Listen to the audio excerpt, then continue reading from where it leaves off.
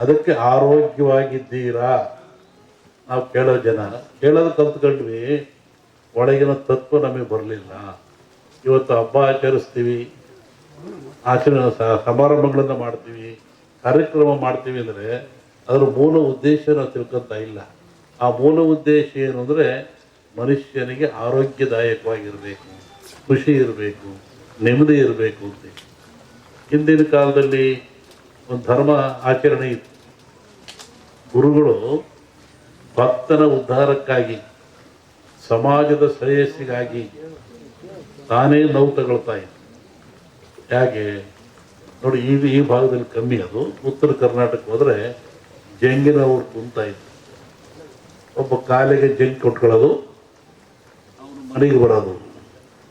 ಬೆಳಿಗ್ಗೆ 6 ಗಂಟೆ ಹೊತ್ತಿಗೆ ಬರ್ತಾ ಇದ್ದ. ಅಲ್ಲಿ ಬಂದು ಜಂಗ್ ಶಬ್ದ ಮಾಡೋವನು, ಅವು ಒಳಗೆ ಹೋಗೋವನು ನೋಡ್ತಾ ಇದ್ದ.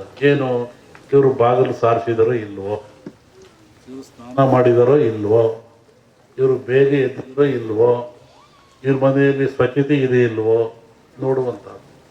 ಅವನಿಗೇನು ಅಲ್ಲಿ ಹಿಟ್ಟಿಡ್ತಾ ಇದ್ರು, ಜೋಳದ ಹಿಟ್ಟು. ಒಂದೇ ಇಡಿ ಹಿಟ್ಟು ತಗೊಳ್ಳೋದು, ಜಾಸ್ತಿ ತಗೊಳಂಗಿಲ್ಲ. ಕಾಯಿಕ ದಾಸೋಗ ಅಂತ ಒಂದಿಡಿ ಜೋಳದ ಹಿಟ್ಟು ತಗೊಳ್ಳೋದು, ಜೋಳಿಗೆ ಹಾಕಿಡೋದು. ಈಗ ಎಲ್ಲರ ಮನೆಗೂ ಹೋಗ್ತಾ ಇದ್ದ ಅವನು.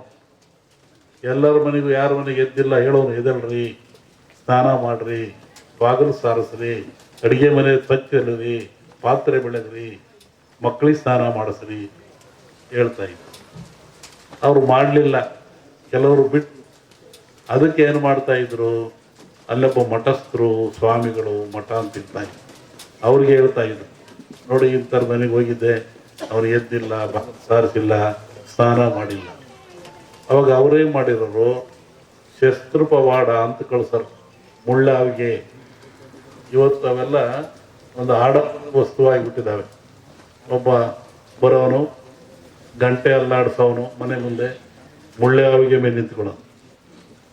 ಮುಳ್ಳಾವಿಗೆ ಮೇಲೆ ನಿಂತ್ಕೊಂಡ್ರೆ ನೋವು ಯಾರಿಗೆ? ನಿಂತವನಿಗೆ. ಗಂಟೆ ಅಲ್ಲಾಡಿಸ್ ಜನವೆಲ್ಲ ನೋಡ್ತಾ ಇದ್ರು. ಯಾಕೆ ನಿಂತ್ಕೊಂಡಿದ್ದೀರಿ ಸ್ವಾಮಿ, ಏನು ಕೆಲಸ? ನೋಡಿ, ಇವ್ರು ಬೆಳಿಗ್ಗೆ ಬೇಗ ಹೇಳ್ತಾ ಇಲ್ವಂತೆ, ಇವರು ಸ್ನಾನ ಮಾಡಲ್ವಂತೆ, ಇವರು ಮಕ್ಕಳಿಗೆ ಸ್ನಾನ ಮಾಡಿಸಲ್ವಂತೆ, ಎದ್ದುಗಳು ಹಂಗೆ ಕಾಫಿ ಕುಡಿತಾರಂತೆ, ಯಾವುದೋ ಆಚರಣೆ ಇಲ್ವಂತೆ. ಅದಕ್ಕೆ ನಾನು ಮುಳ್ಳಾಗಿ ನಿಂತ್ಕೊಂಡು ಗಂಟೆಯಲ್ಲಿ ಆಡಿಸ್ತಾ ಇದ್ದೆ. ಒಬ್ಬ ಭಕ್ತನ ಉದ್ಧಾರಕ್ಕಾಗಿ ಒಂದು ಸಮಾಜದ ಏಳಿಗೆ ಎಂಥ ವ್ಯವಸ್ಥೆ ಇಟ್ಟಿತ್ತು ಸಮಾಜ ಹಿಂದೆ. ಒಬ್ಬ ಗುರು ಬಂದು ನೋವು ತಗೊಳ್ತಾ ಇತ್ತು.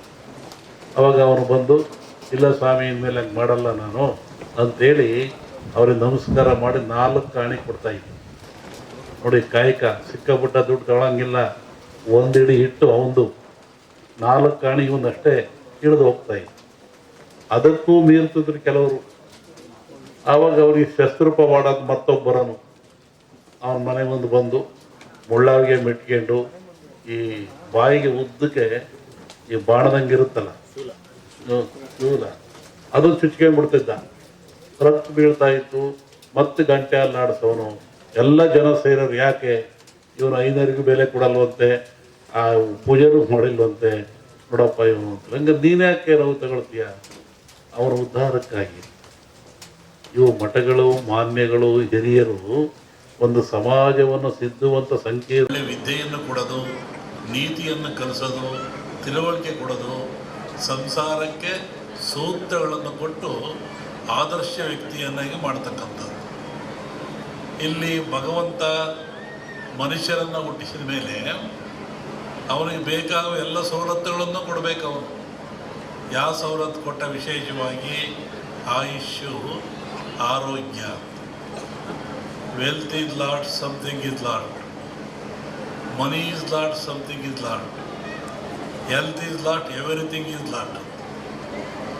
ಆರೋಗ್ಯ ಏನಾದರೂ ಕೆಟ್ಟರೆ ಎಲ್ಲವನ್ನೂ ಕಳ್ಕೊಳ್ತಾನೆ ಮನುಷ್ಯ.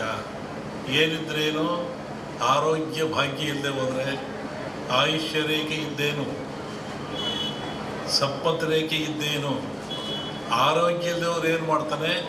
ಏನೂ ಮಾಡೋಕ್ಕಾಗಲ್ಲ. ಹಾಗಾಗಿ ಭಗವಂತನ ಪ್ರೇರಣೆ ಇಂತಹ ಗಿಡಮೂಲಿಕೆಗಳನ್ನು ಮನುಷ್ಯನಿಗೆ ವರವಾಗಿ ಕೊಟ್ಟ. ಇದನ್ನು ತಿಂದು ನೀನು ಉಪಯೋಗ ಮಾಡಿಕೊಂಡು ಸದೃಢವಾಗಿ ಬಾಳು, ಆರೋಗ್ಯವಂತನಾಗಿ ಬಾಳು. ಭೂಮಿಯ ಮೇಲೆ ಸದಾಕಾಲ ಎಂದು ಒಳ್ಳೆಯದನ್ನು ಮಾಡು ಅಂತೇಳಿ ಇಂತಹ ಗಿಡಮೂಲಿಕೆಗಳನ್ನು ಕೊಟ್ಟ ಭಗವಂತ. ಇದು ಇವುಗಳ ಹಿಂದೆ ಹೋಗ್ತದೆ. ಸಮುದ್ರ ಮತನಾಯಿತು, ಇಲ್ಲಿ ಬರೆದಿದ್ದೀರಾ, ಸಮುದ್ರ ಮತನಾಯಿತು. ಸಮುದ್ರ ಮತ ರಾಕ್ಷಸರು ದೇವತೆಗಳು ಆದೇಶ ಕಟ್ಟಿ ಎಳೆದರು. ಎಲ್ಲ ಬಂತು, ಲಕ್ಷ್ಮಿ ಬಂತು, ಐರಾವತ ಬಂತು, ಕನಕಾದಿಗಳು ಬಂದು, ವಿಷ ಬಂತು. ಎಲ್ಲವರು ಹಂಚ್ಕೊಂಡ್ರು. ವಿಷವನ್ನು ಯಾರು ಹಂಚ್ಕೊಳ್ಳಿಲ್ಲ. ಆವಾಗ ಪರಮಾತ್ಮ ಕುಡ್ದ. ಆವಾಗ ಅವನಿಗೆ ಯೋಚನೆ ಆಯಿತು, ಸಕಲ ಸಂಪತ್ತೆಲ್ಲ ಕೊಟ್ಟುಬಿಟ್ಟೆ ನಾನು, ಸಮುದ್ರದಲ್ಲಿ ವಿಷವೂ ಬಂದುಬಿಡ್ತು, ಇದನ್ನು ನಾನು ಕುಡಿದೆ, ಇದರಿಂದ ಪಾರಾಗದೆ ಹೇಗೆ? ಬಹುಶಃ ಈ ವಿಷ ಈ ಜನರ ಮೇಲೆ ಹೋದರೆ ಏನಾಗ್ತಿತ್ತು, ಕಾರ್ಕೋಟ ವಿಷ.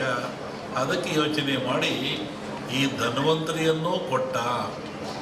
ಈ ಧನ್ವಂತರಿ ಎಲ್ಲಿಂದ ಬಂತು ಅಂದರೆ ಸಮುದ್ರದಿಂದ, ನೀರಿನಿಂದ, ಸಾಗರದಿಂದ ಬಂತು. ಇದು ಆ ಒಂದು ದೇವತೆಯ ರೂಪದಲ್ಲಿ ಬಂತು. ನಮ್ಮಲ್ಲಿ ಕೇಳಲಿಕ್ಕೆ ಬುರುಳಿ, ಕಾಮತ್ತು ಎಲ್ಲ ಬಂದಿದ್ದರು ಈ ವಿಚಾರವಾಗಿ. ಕೆಲವು ಸೂಚನೆಗಳನ್ನು ಹೇಳಿದ್ವಿ ನಾವು. ನೀವು ಯಾಗ ಮಾಡುವಂಥ ಜಾಗದಲ್ಲಿ ವೃಕ್ಷ ಇರಬೇಕು, ಅಲ್ಲಿ ಒಂದು ಹುತ್ತ ಇರಬೇಕು, ಅಲ್ಲಿ ಒಂದು ಎಕ್ಕದ ಗಿಡ ಇರಬೇಕು,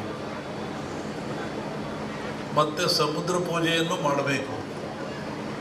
ಯಾಕೆಂದರೆ ಮೂಲ ಸಮುದ್ರವೇ ಮೂಲ. ಇದಕ್ಕೆ ಗಿಡ, ವೃಕ್ಷ, ಬಳ್ಳಿ ಇದಕ್ಕೆಲ್ಲ ಸಮುದ್ರವೇ ಮೂಲ. ಅಲ್ಲಿಂದ ತರಬೇಕು. ಹಾಗೆ ಹೀಗಾಗಿ ಈ ಒಂದು ಯಾಗ ಭಾಳ ಚೆನ್ನಾಗಿ ನಡೀತಾ ಇದೆ ಭೂಮಿ ಮೇಲೆ. ಅದರಲ್ಲೂ ಈ ಕರಾವಳಿ ನಡೆದಿದ್ರೆ ಅತ್ಯಂತ ಮನುಕುಲಕ್ಕೆ ಆದರ್ಶವಾಗಿರ್ತಕ್ಕಂಥದ್ದು, ಪ್ರಾಯಶ್ಯವಾಗಿರ್ತಕ್ಕಂಥದ್ದು, ದೀರ್ಘಾಯುಷ್ಯದ ಗುಟ್ಟನ್ನು ನಮ್ಮವರು ಕೊಟ್ಟಿದ್ದಾರೆ. ಪ್ರಕೃತಿಯ ಗುಟ್ಟನ್ನು ಭೇದಿಸ್ತಕ್ಕಂಥ ಅಟ್ಟೆ ಇನ್ನೇನು ಇಲ್ಲ. ಪ್ರಕೃತಿ ಎಲ್ಲ ಕೊಟ್ಟುಬಿಟ್ಟಿದೆ. ಅದರ ಗುಟ್ಟನ್ನು ಭೇದಿಸಿ ಮನುಷ್ಯ ಉಪಯೋಗ ಪಡಿತಕ್ಕಂಥದ್ದು, ಆರೋಗ್ಯವಂತನಾಗ್ತಕ್ಕಂಥದ್ದು. ಹೋಮಗಳಂದರೆ ಏನು? ಹೋಮವನ್ನು ಯಾತಕ್ಕೋಸ್ಕರ ಮಾಡ್ತಾರೆ? ಅದರ ಉದ್ದೇಶ ಏನು? ಒಂದು ಕಲ್ಪನೆ ಆಧ್ಯಾತ್ಮಿಕ ಚಿಂತನೆ, ಮತ್ತೊಂದು ಕಲ್ಪನೆ ವೈಜ್ಞಾನಿಕವಾಗಿ ಚಿಂತನೆ. ನಾವು ಏನೇ ಮಾಡಿದರೂ, ಯಾವ ಕೆಲಸ ಮಾಡಿದ್ರು, ಯಾವ ಧರ್ಮ ಆದರೂ ಸಹಿತ ಅದು ವಿಜ್ಞಾನಕ್ಕೆ ಒಳಪಡಬೇಕು. ವಿಜ್ಞಾನಕ್ಕೆ ಒಳಪಡದೆ ಹೋದರೆ ಧರ್ಮ ಆಗಲ್ಲ, ಸತ್ಯ ಆಗಲ್ಲ, ನಂಬಿಕೆ ಆಗಲ್ಲ, ಅಜ್ಞಾನದ ಪರಮಾವಧಿ ಆಗ್ತದೆ ಅದು. ಹೋಮದಲ್ಲಿ ಏನಿರ್ತದೆ?